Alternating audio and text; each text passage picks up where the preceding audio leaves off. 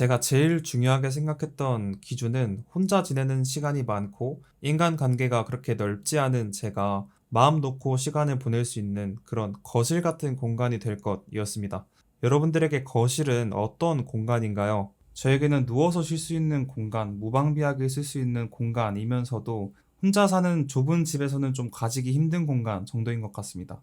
제가 서울에 올라와서 처음으로 혼자 살게 되면서 거실을 갖는 게 작은 꿈이었던 적이 있었거든요.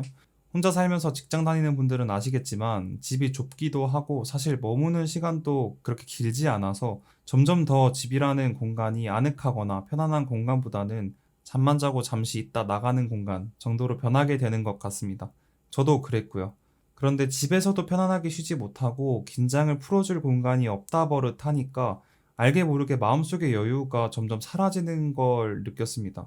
만나서 속 터놓고 얘기할 친구가 많거나 약속이 많았다면 좀 다른 곳에서 편안함을 찾았을지도 모르겠는데 저는 타지로 오게 된 상황이었어서 그럴 기회도 크게 없었어요. 그래서 그때부터 혼자서도 잘 지내는 그런 방법에 대해서 정말 많이 고민하곤 했던 것 같아요.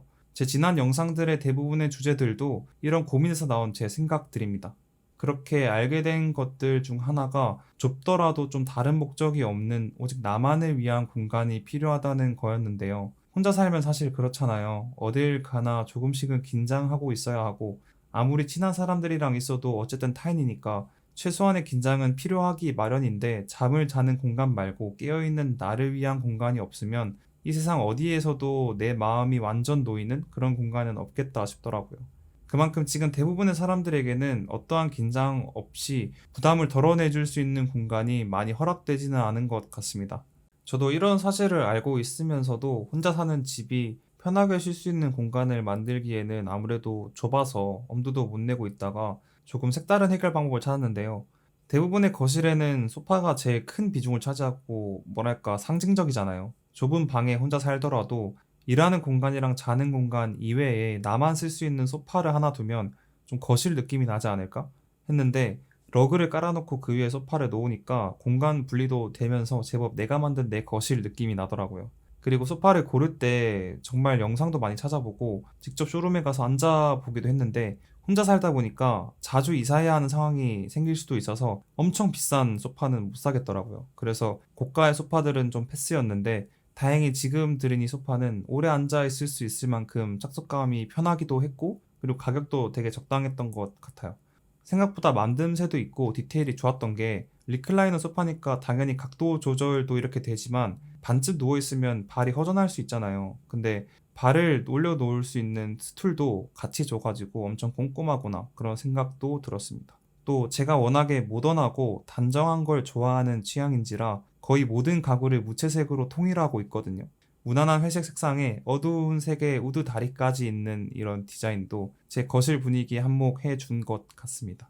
아, 그리고 소파를 사고 공간 분리를 하기 전에 홈스타일 디자이너 분들 영상을 많이 찾아봤었는데 소파를 고를 때 중요한 것 중 하나가 이 소파 다리빨 유무랑 높이라고 하더라고요. 조금 좁은 공간에 소파를 둘수록 다리빨이 있으면서 높은 소파를 둬야 아래 공간이 시각적으로 보이면서 조금이라도 집이 더 넓어 보인다고 해요.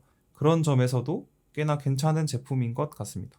마지막 제가 결정적으로 이 소파를 고르게 된 이유는 바로 이 수납 공간 때문입니다. 이전 영상들에서도 자주 등장했었지만 저는 책을 읽거나 노트에 뭔가를 쓰는 걸 굉장히 좋아하는 편인데요. 이게 소파에 그냥 앉아만 있으면 심심하잖아요. 물론 이렇게 바깥 풍경을 보면서 멍 때리거나 하면 아주 지루하진 않은데 저는 보통 앉아서 책을 읽으면서 시간을 보내는 편인 것 같습니다. 그러다 보니까 책을 잠시 옆에 두거나 보관할 수 있는 협탁도 같이 쓰면 참 좋겠다 싶긴 했는데 협탁까지 두면 좁은 공간이 더 복잡해지고 난잡해질까봐 꺼려지게 되더라고요. 이 소파는 그럴 필요 없이 소파 옆부분에 책이나 노트를 끼워 놓을 수 있어서 저처럼 정말 최소한의 것만 집에 들이고 싶거나 혹은 정말 공간이 협소해서 소파만 놓을 수 있는 분들한테는 진짜 최고의 장점이라고 생각해요. 저는 어떤 선택을 할 때마다 고려하는 기준 같은 게 있는데 바로 그때만 할 수 있는 걸 하자입니다. 좀 뜬금없는 얘기처럼 들리실 수도 있지만 뭐 예를 들면 이런 거죠. 친구들이나 지인들이랑 있을 때만 할 수 있는 것은 뭐가 있을까요? 근황 얘기를 하면서 수다를 떨거나 고민 얘기를 하거나 실없는 농담을 하면서 웃고 떠들거나 뭐 그런 것들이 있지 않을까요? 그리고 분명히 다른 사람과의 이런 일상 속에서 치유를 얻는 사람도 있다고 생각을 해요. 근데 저는 혼자 있을 때만 누릴 수 있는 것도 분명히 있다고 생각을 해요. 그러니까 혼자 있는 시간에는 혼자 있을 때만 누릴 수 있는 거. 다시 말해, 다른 사람 눈치 보지 않고 하나의 긴장감도 없이 편안함을 느낄 수 있는 그런 나만을 위한 환경에 있어야 한다라는 거죠. 그렇게 하면 혼자 남겨진 시간을 좀 외로운 시간이 아니라 오히려 마음이 충전되고 더 나아갈 힘을 얻는 시간으로 활용할 수 있다는 의미이기도 합니다. 그래서 저는 지금 어딘가 모르게 지치고 힘든 분들은 나를 위해 충전하는 시간이 좀 부족하지 않았나 생각해 보셨으면 좋겠어요. 우리가 의지력이 충분해야 여유를 가지고 또 살아가는 일상과 과정 자체를 즐길 수 있는 건데 이 의지력이라는 것도 살다 보면 소모되고 충전이 필요하더라고요. 충전하는데 제일 좋은 건 그냥 나만을 위한 공간과 시간을 좀 따로 빼두고 그것들을 꾸며 놓는 것입니다.